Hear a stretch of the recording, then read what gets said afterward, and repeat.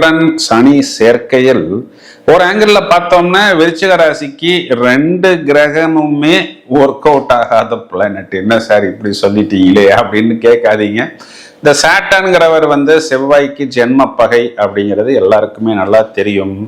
சுபாவத்தில் சுக்கிரன் சுப கிரகமாக இருந்தாலும் இங்கே அவர் விரையாதிபதியாகவும் வராரு. இப்ப நம்ம எங்க இருக்கோம்?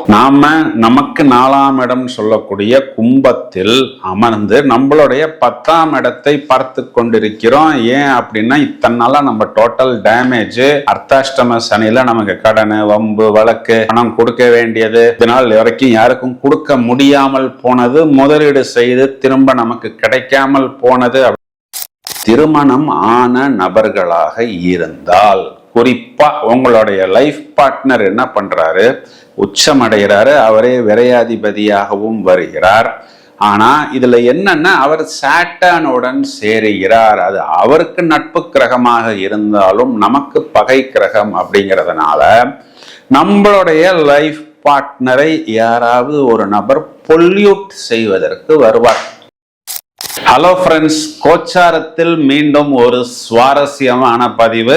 மார்ச் மாதம் முழுவதுமே கிட்டத்தட்ட இந்த மார்ச் 3ஆம் தேதி முதல் மார்ச் கடைசி வரை சுக்கிரன் என்ற கிரகம் மீன ராசியில் உச்சமடைய போகிறது. சார், சுக்கிரன் உச்சம் அடையட்டுமே, எங்களுக்கு என்ன சார் அப்படின்னு சொன்னா, அவனுக்கு என்னப்பா சுக்கிரன் அடித்து கொண்டே இருக்கிறது அப்படின்னு பொதுவாகவே நாம் சொல்வோம் அல்லவா?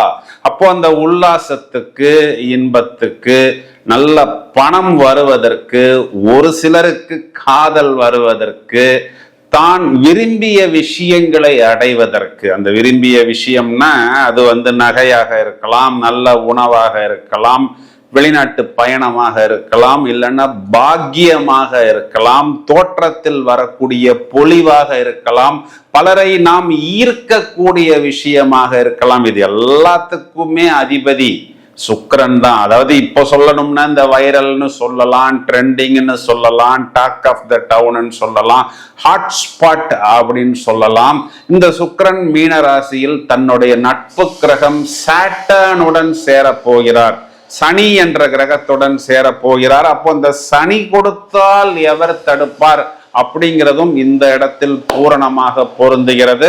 இந்த சுக்கிரன் சனி சேர்க்கை காரகத்துவ பாவகத்துவ அடிப்படையில் தூக்கி கொடுக்கும் பொழுது பிரமாதமாக சில ராசிகளுக்கு தூக்கி கொடுக்கும்.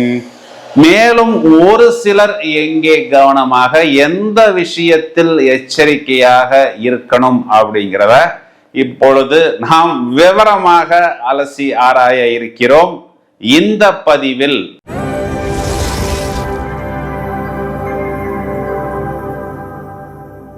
விருச்சிக ராசிக்கு பலன் சொல்றதுக்கு ரொம்ப நேரமா காத்துக்கிட்டு இருக்கிறேன். ஏன் அப்படின்னா இந்த சுக்கிரன் சனி சேர்க்கையில் ஒரு ஆங்கிள் பார்த்தோம்னா விருச்சிக ராசிக்கு 2 கிரகமுமே ஒர்க் அவுட் ஆகாத பிளானட். என்ன சார் இப்படி சொல்லிட்டீங்களே அப்படின்னு கேட்காதீங்க.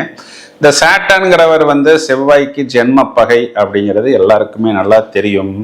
சுபாவத்தில் சுக்கிரன் சுப கிரகமாக இருந்தாலும் இங்கே அவர் விரையாதிபதியாகவும் வராரு. நமக்கு அவர் களத்திரஸ்தானாதிபதி அப்படின்னு சொல்லக்கூடிய நம்மளுடைய லைஃப் பார்ட்னரையும் குறிகாட்டுகிறார்.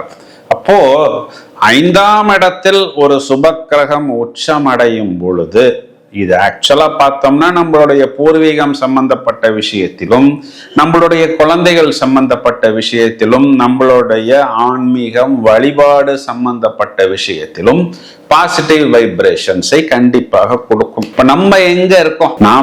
நமக்கு 4ஆம் இடம் சொல்லக்கூடிய கும்பத்தில் அமர்ந்து நம்மளுடைய 10ஆம் இடத்தை பார்த்து கொண்டிருக்கிறோம். ஏன் அப்படின்னா இத்தனால நம்ம டோட்டல் டேமேஜ், அர்த்தாஷ்டம சனியில நமக்கு கடன், வம்பு, வழக்கு, பணம் கொடுக்க வேண்டியது, இதனால் வரைக்கும் யாருக்கும் கொடுக்க முடியாமல் போனது, முதலீடு செய்து திரும்ப நமக்கு கிடைக்காமல் போனது அப்படிங்கிற மாதிரி ஒரு லாக்குன்னு டோட்டல் லாக்குக்குள் நாம் சிக்கிக்கொண்டு ஏதோ ஒரு பசுமை கண்ணுக்கு தெரிகிறது, ஏதோ பளிச்சுன்னு 2 விஷயங்கள் வந்து கொண்டிருக்கிறது.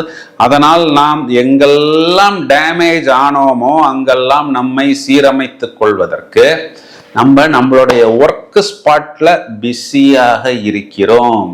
நமக்கு இப்போ வேற எதுக்கும் நேரம் இல்லை பிரதர் அப்படிங்கிற அளவுக்கு நாம் நம்மை சரி செய்து கொண்டிருக்கிறோம். திருமணம் ஆன நபர்களாக இருந்தால் குறிப்பா உங்களுடைய லைஃப் பார்ட்னர் என்ன பண்றாரு, உச்சமடைகிறாரு, அவரே விரையாதிபதியாகவும் வருகிறார். ஆனா இதுல என்னன்னா அவர் சாட்டனுடன் சேருகிறார். அது அவருக்கு நட்பு கிரகமாக இருந்தாலும் நமக்கு பகை கிரகம் அப்படிங்கிறதுனால நம்மளுடைய லைஃப் பார்ட்னரை யாராவது ஒரு நபர் பொல்யூட் செய்வதற்கு வருவார். வயதை அனுசரித்து நம்ம அந்த விஷயத்தை போட்டுக்கலாம். நம்ம லைஃப் பார்ட்னருடைய இன்வெஸ்ட்மெண்ட்டை முதலீடு செய்வதற்கு யாராவது ஒரு நபர் வந்து அவரை தூண்டி விடுவார். இல்ல இளம் வயது நபராக இருந்தால் நம்மளுடைய லைஃப் பார்ட்னர்கிட்ட ஏதாவது ஒரு இன்டீசன்ட் ப்ரொபோசலை எடுத்து கொண்டு வருவார். இல்ல ஒரு இடம் சம்பந்தப்பட்ட விஷயம், ஏதாவது இந்த மெட்டல்ஸ், ப்ரிஷியஸ் மெட்டல்ஸ், சிட்டு சம்பந்தப்பட்ட விஷயம், முதலீடு சம்பந்தப்பட்ட விஷயம், இதிலெல்லாம் நம்மளுடைய லைஃப் பார்ட்னரை தூண்டி விடுவதற்கு, இது 5ஆம் இடம்ங்கிறதுனால புத்திரஸ்தானம் அப்படிங்கிறதுனால ஒருவேளை வயதில் மூத்த நபர்கள் கிட்டத்தட்ட 50 வயசு இருக்கக்கூடிய நபர்களாக இருந்தால் அது அவர்களுடைய குழந்தைகளை தூண்டி விடுவதற்கு வயதை அனுசரித்து குழந்தைகளுக்கு வரக்கூடிய லவ் ப்ரொபோசலாக இருக்கலாம், வெளிநாட்டு பயணமாக இருக்கலாம். ஏன்னா காலபுருஷனுக்கு 12ஆம் இடம் கடல், மீனம்ங்கிறதே வந்து நீரை குறிகாட்டுகிறது. கடல் கடந்து போய் படிப்பதற்கு, அங்கீகாரம் இல்லாத ஒரு கல்வியை படிப்பதற்கு, அங்க போய் முதலீடு செய்வதற்கு, அதற்காக நாம் கடன் வாங்குவதற்கு, இந்த மாதிரி நம்மளுடைய லைஃப் பார்ட்னர் வயதை அனுசரித்து நம்மளுடைய குழந்தைகள் சம்பந்தப்பட்ட விஷயத்தில், ஏன்னா நமக்கு இப்ப டைம் இல்லாததனால் ஏதாவது ஒரு டிஸ்டர்பன்ஸ் வரும். கவனமாக நாம் இதனை பார்த்து கொள்ள வேண்டும். இந்த நேரத்துல வந்து என்ன பண்ணணும் அப்படின்னா, நம்மளுடைய லைஃப் பார்ட்னராக இருந்தாலும் சரி, குழந்தைகளாக இருந்தாலும் சரி, வழக்கமான விஷயங்களை தவிர புது விஷயங்கள், புது நபர்களை சந்திப்பது, புது கான்செப்ட், புது ஐடியாஸ், புது இன்வெஸ்ட்மெண்ட்டாக இருந்தால் கொஞ்சம் வேலை ஒரு நாளைக்கு லீவ் போட்டாலும் பரவாயில்லன்னு நீங்களும் அவர்களுடன் போவதுதான் பிராக்டிக்கலான பரிகாரம். இதற்கு மட்டும் கொஞ்சம் கூடுதல் கவனம் எடுத்துக்கொள்ள வேண்டும். இதையும் தவிர ஏதாவது ஒரு ப்ரொபோசல் பூர்வீகத்திலிருந்து வருகிறது, பழைய விஷயங்கள் வருகிறது, பழைய பொருளை வாங்க வேண்டிய அமைப்பு வருகிறது அப்படிங்கிற மாதிரி இருந்தால் கொஞ்ச நாள் கழித்து பார்த்து கொள்ளலாம். பெரிய முதலீடாக இருந்தால் இன்னும் ஒரு 2 மாசத்துல ராசிக்கு குரு பார்வை வந்துவிடும். அது காலகட்டங்கள்ல நாம் அதனை பார்த்து கொள்வது அப்படிங்கிறது புத்திசாலித்தனம். விருச்சிக ராசியை பொறுத்தவரை நிறைய புதிய விஷயங்களும் புதிய வாய்ப்புகளும் உங்களுக்கு மட்டுமல்லாமல் வயதை அனுசரித்து உங்கள் குடும்ப உறுப்பினர்களுக்கும் கண்டிப்பாக வரும்.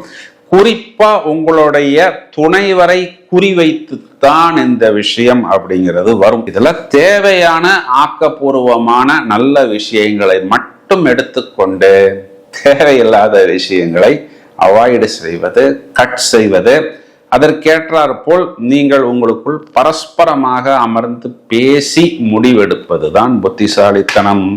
பரிகாரம் அப்படின்னு எடுத்துக்கிட்டோம்னா சனிக்கிழமைகளில் ஆஞ்சநேயர் வழிபாடு, வெள்ளிக்கிழமைகளில் மகாலட்சுமி வழிபாடு, ஸ்ரீவில்லிபுத்தூர் ஆண்டாள், ஸ்ரீரங்கம் தாயார், எல்லா பெருமாள் கோயிலையும் தாயார் சந்நிதி இருக்கும். அதுல போய் வெள்ளிக்கிழமைகளில் தயிர் சாதம் நைவேத்தியம் செய்து அன்னதானம் செய்வது சிறப்பான பரிகாரமாக கண்டிப்பாக உங்களுக்கு அனுகூலத்தை ஏற்படுத்தி கொடுக்கும் அப்படின்னு சொல்றதுதான் நிதர்சனமான உண்மை. இந்த பதிவை உங்களது நண்பர்களுக்கும் உறவினர்களுக்கும் ஷேர் செய்யுங்கள்.